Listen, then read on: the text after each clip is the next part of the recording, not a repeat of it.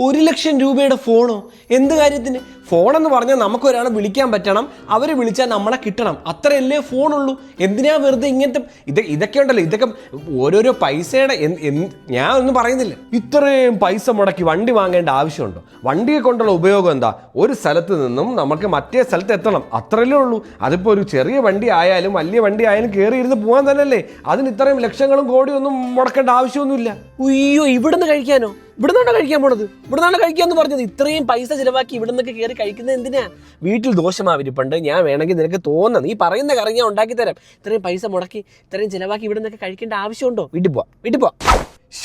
എന്ത് നല്ല ഫോട്ടോ നോക്കി. എടാ, ഇത് രമയുടെ മോൻ അവൻ്റെ ഫോണിലെടുത്ത ഏതോ കൂടിയ ഫോണാണ്, അതിലെടുത്ത ഫോട്ടോ നോക്കി. എന്ത് രസം നോക്കി എന്നെ കാണാൻ. ഞാനാണെന്ന് പോലും വിശ്വസിക്കില്ല. ആ ഫോണിൻ്റെ ആട്ടോ. ഇപ്പം ഇങ്ങനെ നല്ല ഫോണൊക്കെ വാങ്ങിച്ച് നമുക്ക് നല്ല നല്ല ഫോട്ടോകളൊക്കെ എടുക്കാം.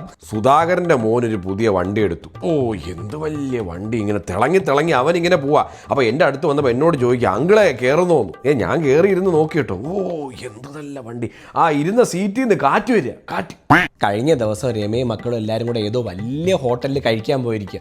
എന്ത് വലിയ ഹോട്ടലിൽ കഴിക്കാനുള്ള സാധനങ്ങളൊക്കെയോ നമ്മൾ കണ്ടിട്ട് പോലും ഇല്ല. അങ്ങനത്തെ സാധനങ്ങൾ വാട്സാപ്പ് സ്റ്റാറ്റസ് ഇട്ടൊക്കെയാണ്. ഇവിടെ നിന്നോ നമ്മൾ പോവില്ല.